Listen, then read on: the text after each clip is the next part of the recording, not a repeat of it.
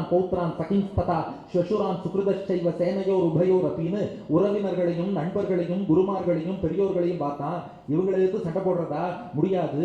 Arjunan stun ஆயிட்டான். காண்டீவம் ஸ்ரம்சதே ஹஸ்தாத்து, கையிலேந்து காண்டீவன் அழுவுறது, உடம்பெல்லாம் தகிக்கிறது, மனசு சுத்துறது, நிக்க முடியல. கிருஷ்ணன் திருவடியில சரணாகதி பண்ணா. கார்பண்ய தோஷோபகத ஸ்வபாவஹ பிச்சாமி த்வாம் தர்ம சம்மூட சேதாக யத் ஸ்ரேயஸ்யாம் நிஷ்சிதம் ப்ரூஹி தன்மே சிஷ்யஸ்தேகம் ஷாதி மாம் த்வாம் பிரபன்னம். கிருஷ்ணா, என் மனம் கலகி விட்டது. நல்லது எது, கெட்டது எது, தர்மம் எது, அதர்மம் எது, செய்யக்கூடியது எது, செய்யத்தகாதது எது, எனக்கு ஒன்றும் புரியல, நீ வழிகாட்டுன்னு விழுந்தான். அப்ப கிருஷ்ணன் என்ன பண்ணியிருக்கலாம்னா, அர்ஜுனா கவலைப்படாத, எழுந்துரு, சண்டை போடு சொல்லி முடிச்சிருக்கலாம் இல்லையா? இவர் 700 ஸ்லோகம் பகவத்கீதை சொன்னார். ஒரு தமிழறிஞர் சொன்னார், கிருஷ்ணர் 700 ஸ்லோகம் எல்லாம் சொல்ல வேண்டாம், 700ன்னு சொன்னா போதும். எழுனா எழுந்துரு, டிப்ரெஸ் ஆகி உட்காராத, எழு. தமிழ்ல 100ன்னா சண்டை போடுன்னு அர்த்தம். 700 சொன்னா போதுமே, இவனுக்கு எதுக்கு 700 ஸ்லோகம் சொன்னார்? அப்படின்னா அங்கதான் இருக்கு, அங்கதான் கிருஷ்ணன் ஜெகத்குரு. அர்ஜுனன் ஒருத்தன் மட்டும் கலங்கி இருக்கான்னா 700ன்னு சொல்லி முடிச்சிடலாம். நம்ம ஒத்தத்தருமே அர்ஜுனன் மாதிரி தான் கலங்கி இருக்கோம். அதாவது இந்த குருக்ஷேத்திர போர்க்களம் இருக்கே, நம் மனமும் ஒரு வகையில் குருக்ஷேத்திரம் போலதான். குருக்ஷேத்திர போர்க்களத்திலேயாவது 18 நாள் தான் யுத்தம். ஆனா மனப்போராட்டம் என்பது ஒவ்வொரு நாளும் நம்மளை போட்டு வாட்டிட்டு இருக்கு. அவ்வளவு tension, turmoil, negativity, stress, depression சொல்லிட்டே இருக்கும்.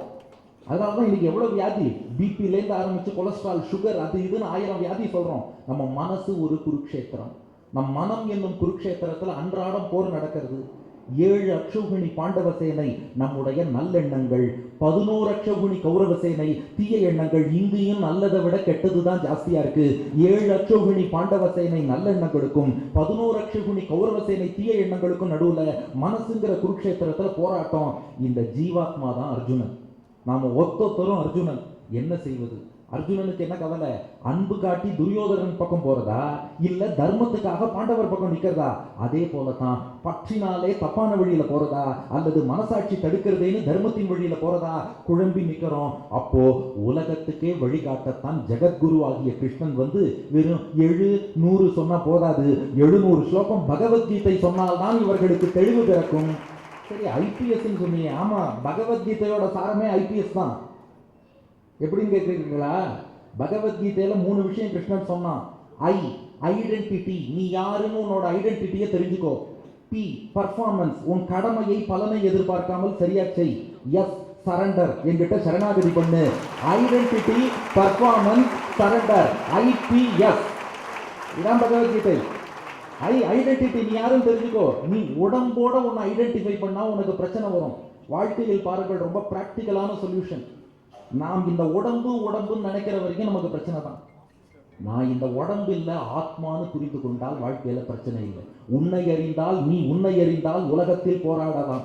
உயர்ந்தாலும் தாழ்ந்தாலும் தலை வணங்காமல் நீ வாழலாம். நீ யாருங்கிறத தெரிஞ்சுக்கோ. ஐடென்டிட்டி. B, performance. எப்பெல்லாம் இந்த மனப்போராட்டம் வருகிறதோ, மனப்போராட்டம் வரும்போதெல்லாம் அதுக்கு இடம் கொடுக்க கூடாது. ப்ரிஃபரன்ஸ், ப்ரிஜுடிஸ், விருப்பு எல்லாத்தையும் ஒதுக்கி தள்ளிடணும்.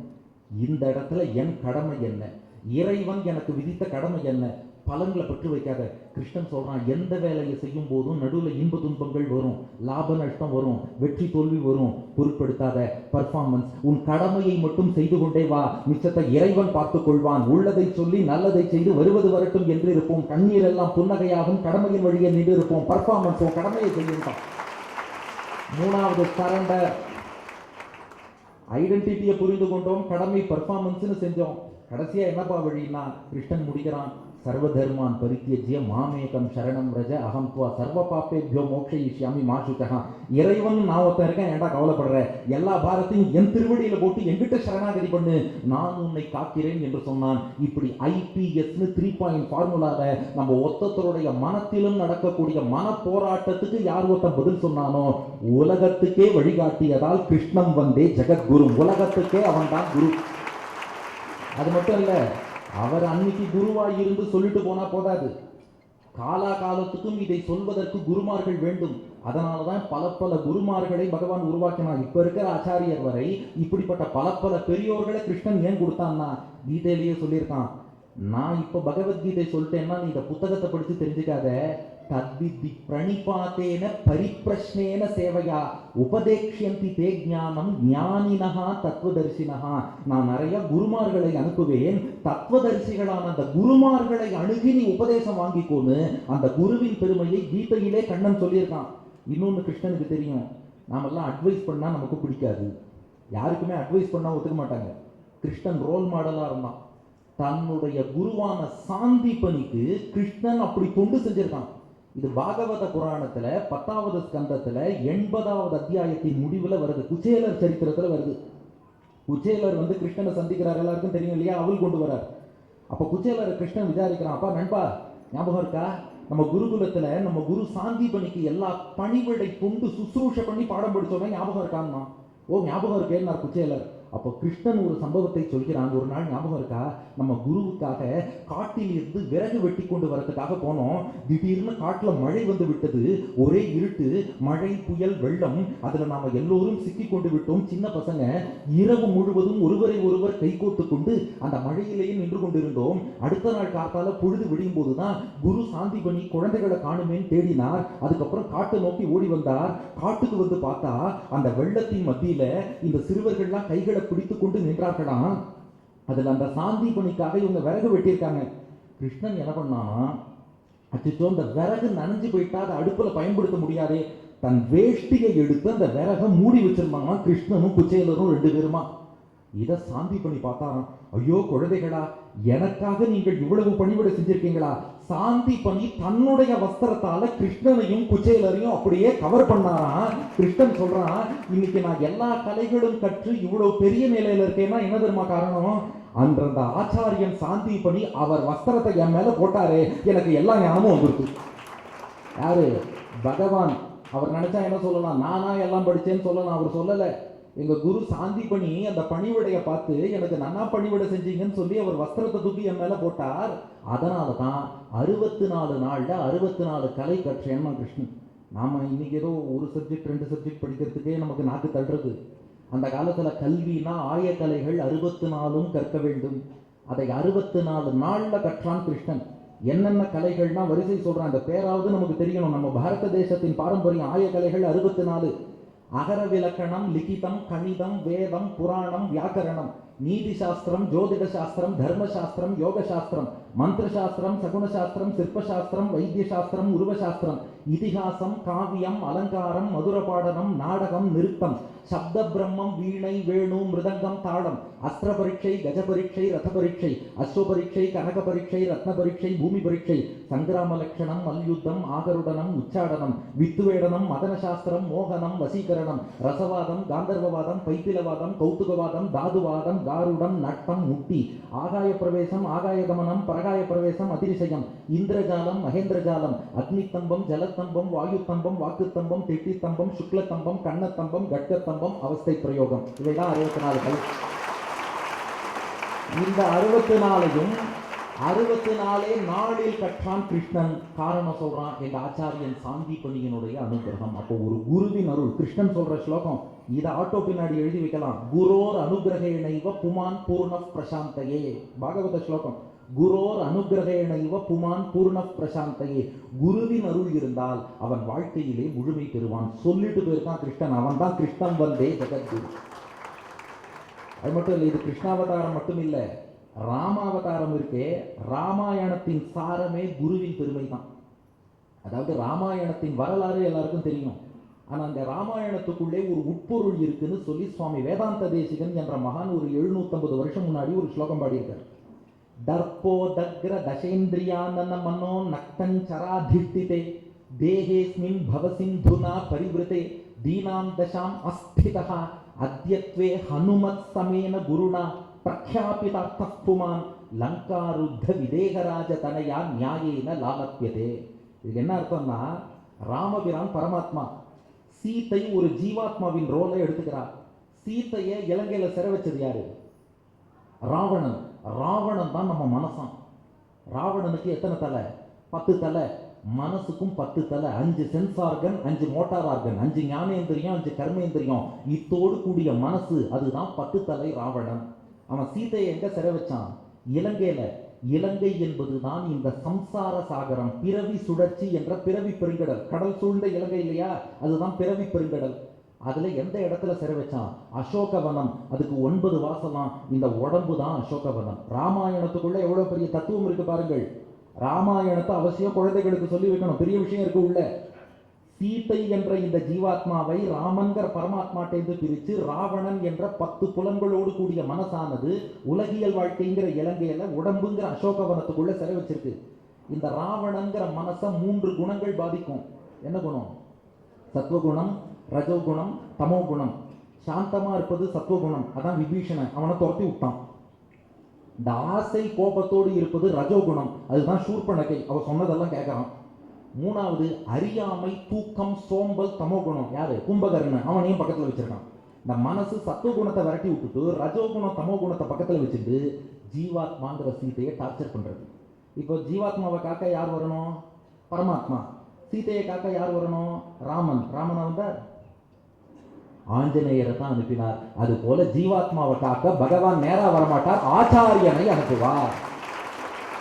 ஹனுமான் எப்படி கடல் தாண்டி இலங்கைக்கு வந்தாரோ அது போல ஆச்சாரியன் பிறவி பெருங்கடல்ல வந்து அவதாரம் செய்கிறார். ஹனுமான் எப்படி கரெக்டா சீதையை போய் கண்டுபிடிச்சாரோ அது போல ஆச்சாரியன் நல்ல சிஷ்யனை தேர்ந்தெடுக்கிறார். ஹனுமான் எப்படி சீதைக்கு ராமாயணம் பாடினாரோ அது போல ஆச்சாரியன் பகவானுடைய பெருமைகளை நமக்கு எடுத்துச் சொல்கிறார். ஹனுமான் எப்படி சீதைக்கு முத்திரை மோதிரம் கொடுத்தாரோ அது போல ஆச்சாரியன் நமக்கு சங்க சக்கர முத்திரைகளை கொடுக்கிறார். ஹனுமான் எப்படி இலங்கையை எரித்தாரோ அது போல ஆச்சாரியன் நம் பாபங்களை எரிக்கிறார். ஹனுமான் எப்படி சீதையை ராமனோடு சேர்த்து வைத்தாரோ அது போல ஆச்சாரியன் தான் இந்த ஜீவாத்மாவை பரமாத்மாவோடு சேர்த்து வைக்கிறார். இதை சொல்ல வந்ததுதான் ராமாயணம். அப்ப ராமாயணம் இவ்வளவு தூரம் உபன்யாசம் கேட்டிருக்கோம்னா நம்ம பண்ண வேண்டியது என்னன்னா ஆச்சாரியர்களை அடிபணிய வேண்டும். அதுவும் இந்த தேசம் இருக்கே, இந்த தேசத்துல தான் வழி வழியாக ஆச்சாரியர்கள் தோன்றுவார்கள். நம்ம உலகத்துல எந்த தேசத்துல வேணா போய் கேட்டு பாருங்களேன், உங்க ஊர்ல யாராவது பெரியவர் ஞானி மகான்னு வந்திருக்காங்களான்னா இந்த நாட்டுக்கு ஒருத்தர் உண்டானவர்கள் தேடுவார்கள். ஆனா இந்த தேசத்தில் பாருங்கள், நம்ம தமிழ்நாட்டை எடுத்துட்டா எத்தனை ஆழ்வார்கள், நாயன்மார்கள், ராமானுஜர் போன்ற மகான்கள் அவர்கள் தோன்றிய மண். கேரளா பக்கம் போனா குலசேகர பெருமாள், ஆதிசங்கரர் உள்ளிட்டோர் தோன்றி இருக்கிறார்கள். கர்நாடகம் பக்கம் போனோம்னா மத்வாச்சாரியார், தாசர்கள், எத்தனை மகான்கள் தோன்றி இருக்கிறார்கள். ஆந்திரா பக்கம் போனோம்னா பத்ராச்சல ராமதாசர், அன்னமாச்சாரியார், இன்னும் எத்தனை மகான்கள். இன்னும் ஒரிசா பெங்கால் பக்கம்லாம் போனோம்னா சைத்தன்ய மகாபிரபு, ராமகிருஷ்ணர், விவேகானந்தர். குஜராத் பக்கம் போனோம்னா நரசிம்ம மேத்தா. மகாராஷ்டிரா பக்கம் போனோம்னா அங்கே பாண்டுரங்க பக்தர்கள் அத்தனை பேர், நாமதேவர், துகாராம் என்று. இன்னும் உத்தரப்பிரதேஷ் அந்த சைட்லாம் போனோம்னா துளசிதாசர் உள்ளிட்டோர். ராஜஸ்தான் பக்கம் போறோமா மீராபாய். நீங்க எங்க போனாலும் இந்த நாட்டில் மட்டும்தான் அத்தனை மகான்களும் ஆச்சாரியர்களும் இந்த தேசத்துல தான் கிடைப்பார்கள். என்ன காரணம்னா ஒரு சின்ன ரகசியம் இருக்கு. ஒவ்வொரு நாட்டிலையும் இந்த மண்ணை வந்து ஆராய்ச்சி பண்றாங்களா, இந்த மண்ணில் என்ன விளையும், இது அரிசி விளையும் பூமி, இது கோதுமை விளையும் பூமி, இது கேரட் விளையும் பூமி. இந்த பாரத தேச மண் மகான்கள் விளையும் பூமி, வாழையடி வாழையாக மகான்கள் தோன்றக்கூடிய மண். அதனால்தான் வந்தே மாதரம் பாடல் சொல்கிறது, துவங்கி துர்கா தசப்பிரகரணதாரிணி கமலா கமலதல விகாரிணி வாணி வித்யாதாயினி. இந்த நாடு இருக்கே முப்பெரும் தேவியர்களுடைய அம்சமா. வேற எங்கேயும் இத்தனை தெய்வீகத்தன்மைங்கிறது பார்க்க முடியாது. ஏன்னா இந்த தேசம் இருக்கே, பார்வதி தேவி தக்ஷனுடைய யாகத்துல அக்னி பிரவேசம் பண்றா. அவள் உடம்பு 52 துண்டுகளாக 52 சக்தி பீடமா விழுந்தது. எங்கன்னா அத்தனையும் பாரத தேசத்துல. அதனால பார்வதியின் அம்சம் இந்த தேசத்துக்கு இருக்கு. அடுத்து இந்த பூமாதேவிங்கிறோம், லக்ஷ்மியின் வடிவம் தான் பூமாதேவி. லக்ஷ்மியின் அம்சமும் இந்த நாட்டுக்கு இருக்கு. நம்ம நாட்டுக்கு என்ன பேரு? பாரதம். பாரதினா சரஸ்வதி, பார்னா ஞானம், ரதனா திளைத்திருப்பது. சரஸ்வதியின் அம்சம் துர்கா, லக்ஷ்மி, சரஸ்வதி 3 பேர் அம்சமும் இருக்கு. அதனாலதான் இப்போ உலகத்தையே ஒரு வீடுன்னு எடுத்துக்கோன்னு வச்சுக்கோங்களேன். ஒரு வீட்டில் வந்து சமையல் அறை இருக்கும், பூஜை அறை இருக்கும், கூடம் இருக்கும், கழிப்பறை இருக்கும், அது போல எல்லா அறைகளும் இருக்கும் இல்லையா. ஒரு சிட் அவுட் இருக்கும், சர்வீஸ் ஏரியான் இருக்கும், வெராண்டா இருக்கும். இந்த உலகமே ஒரு வீடு என்று எடுத்துக்கொண்டால் ஒரு நாடு படுக்கை அறையாக இருக்கலாம், ஒரு நாடு சமையல் அறையாக இருக்கலாம், ஒரு நாள் கூடமாக இருக்கலாம். ஆனால் இந்த நாடு தான் உலகத்துக்கே பூஜை அறையாக இருக்கிறது. அதனாலதான் இதில் அவ்வளவு தெய்வீகம். இதில் நாம பிறந்திருக்கோம்னா எவ்வளவு பெரிய பாக்கியம். இது அடியேன்னு சொல்லலை, வியாசருடைய தந்தை பராசர முனிவர் விஷ்ணு புராணத்தில் சொல்கிறார். தேவர்கள்லாம் சொல்றாராம், பாரத தேசத்துல ஒரு பிறவி கிடைக்குமா. இன்னைக்கு எல்லாரும் என்ன கேட்கறாங்க, இந்தியான்னு ஒரு கண்ட்ரி வந்து 1947 வந்தது. ஆனா எழுதி வச்சுக்கோங்க, விஷ்ணு புராணத்துல 2வது அம்சம் 3ஆம் அத்தியாயம் 1 ஸ்லோகம், ஒரு 6000 வருஷம் முன்னாடி பராசர முனிவரோட ஸ்லோகம். உத்தரம் யத் சமுத்திரஸ்ய, இந்தியன் ஓஷனுக்கு நார்த்ல எது இருக்கோ, ஹிமாத்ரேஷ்சைவ தட்சிணம், ஹிமாலயாஸ்க்கு சவுத்துல எது இருக்கோ வருஷம் தத் பாரதம் நாம பாரதீயத்திர சந்ததிஹி. ஹிமாலயாஸ்க்கு சவுத்துல இந்தியன் ஓஷனுக்கு நார்த்தில் இருக்கிற மொத்த பகுதியும் பாரதம், அந்த வாழக்கூடியவர்கள் பாரதியர்கள். பராசர முனிவர் சொல்றார், காயந்தி தேவாகா கிலகீதகானி தன்யாஸ்துதே பாரத பூமி பாகே ஸ்வர்காபவர்கா ஸ்பதமார்க்க பூதே பவந்தி பூய புருஷாகா சுரத்வா. வானத்தில் உள்ள தேவர்கள்லாம் ஆசைப்படுறாங்களா, இந்த பாரத தேசத்துல நமக்கு ஒரு பிறவி கிடைக்குமா, இது கிடைச்சா நல்லா இருக்குமே, பாரத தேசத்தில் பிறந்தவர்கள் பாக்கியவான்கள்னு அவர்கள் சொல்றாங்களாம். அப்படிப்பட்ட தேசத்துல அதுவும் இப்படிப்பட்ட மகான்கள்லாம் வந்து அந்த சாதுர்மாசிய காலத்துல வந்து நமக்கு ஆசீர்வாதம் பண்றாங்கன்னா அது பெரிய விஷயம். 20 மினிட்ஸ்ல 18 நிமிஷம் ஆயிடுச்சு. அதனால அடியேன் ஆச்சாரிய சுவாமிக்காக இயற்றிய அந்த 3 ஸ்லோகத்துக்கு அர்த்தம் சொல்லிட்டு அடியேன் உட்காந்துடுறேன். முதல் ஸ்லோகம், வித்யாவல்லப தீர்த்தம் தம். வித்யாவல்லப தீர்த்தர் என்று பெயர் பெற்ற அந்த ஆச்சாரிய சுவாமி கிருஷ்ணபாத சமன்விதம், கங்கா தீர்த்தம்னு சொல்றோம். அது பெருமாள் திருவடியிலேருந்து வந்தது. எங்க உலகளந்த பெருமாள் திருவிக்கிரமன் திருவடியிலேருந்து. வித்யாவல்லப தீர்த்தங்கிறவர் கிருஷ்ணன் திருவடியிலேருந்து வந்த தீர்த்தம் அவர். வித்யாவல்லப தீர்த்தம் தம் கிருஷ்ணபாத சமன்விதம். பிரபோத ஸ்ரோதசாயோசோ, கங்கையிலையும் தீர்த்தம் ஓடுறது, ஆனா அது வாட்டரா ஓடுறது. இவர்கிட்ட ஞானம் என்பது வெள்ளமாக பொங்கி வருகிறது. அந்த ஞானம்ங்கிற நீர் பெருக்காலே அஜ்ஞானாகம் யபோகதி. கங்கையில நீராடினா அழுக்கெல்லாம் போயிடுறது, இவருடைய அனுகிரகத்துல நீராடினா பாபங்கள் அறியாமை உள்ளிட்ட எல்லா அழுக்கும் போயிடுறது. இது முதல் ஸ்லோகம். இரண்டாவது ஸ்லோகம், சுதாநிதிம் நியாய சுதா பிரவீணம். அவரே சுதாநிதி, அமுதக்கடல் போல இருப்பவர். நியாய சுதா என்ற கிரந்தத்துல ரொம்ப ஆர்வத்தோடு சிஷியர்களுக்கெல்லாம் சுதா பாட்டம் சாதிச்சவர். தயாளும் ஆரோக்கிய நிதி பிரதம்ச. ஆரோக்கிய நிதி என்று அந்த ஹெல்த்துக்கான உதவி, கல்விக்கான உதவி எல்லாம் செய்யக்கூடிய தயாளு. ஸ்ரீ பாரதம், பான ஞானம், பாரதம் ஞானத்திலேயே திளைத்திருப்பவர். பாரத சக்த சித்தம், மகாபாரதத்துல ரொம்ப ஈடுபாடு கொண்டவர். உடுப்பி கிருஷ்ணாங்கிரி பரம் நமாமி. உடுப்பி கிருஷ்ணன் திருவடிகளே கதி என்று எழுந்தருளி இருப்பவர். ஃபைனல் ஸ்லோகம், கவிதைன்னு பண்ணா ஏதாவது விளையாடணும் இல்லையா, அதனால கவிஞனோட விளையாட்டு லாஸ்ட் ஸ்லோகத்துல, பானுவத் சுகுரும் வந்தே. அவர் ஒரு பானு. பானுன்னா என்ன அர்த்தம்? சூரியன். அது மட்டும் அர்த்தம் இல்லை. பானு என்பதற்கு இன்னொரு அர்த்தத்தில் நாம சொல்லியிருக்கோம். கடபயாதி சங்கியில 30 அப்படிங்கிற நம்பிக்கை வரணும், எண்ணிக்கை வரணுங்கிறதுக்காக 30வது பீட்டாதிபதியாக அவர் அலங்கரித்து இருப்பதாலே அவர் பானு. 4வது பா இல்ல, 3வது பா, பானுவத்.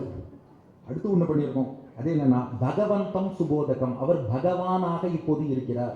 அது எப்படி பகவான் கேட்கிறீங்களா? பா அப்படின்னா 4, கானா 3, ஜம்பிள் பண்ணிக்கணும். 34 34 சாதுர்மாசியம் பூர்த்தி பண்ணியிருக்கார். பக்தி பிரச்சாரே திட்டந்தம், எப்போதும் பக்தியை பிரச்சாரம் பண்றார். பாஜக கஷேத்திர சேவகம். அவர் பாஜக கஷேத்திரம், மத்வாச்சாரியர் அவதரித்த பாஜக கஷேத்திரத்துல நிறைய கைங்கரியம் பண்ணார். பாஜக கஷேத்திரத்துக்கு கைங்கரியம் பண்ணதுனாலதான் பாஜக இவர் வந்து அவரை வாழ்த்துக்கிறார். நன்றி.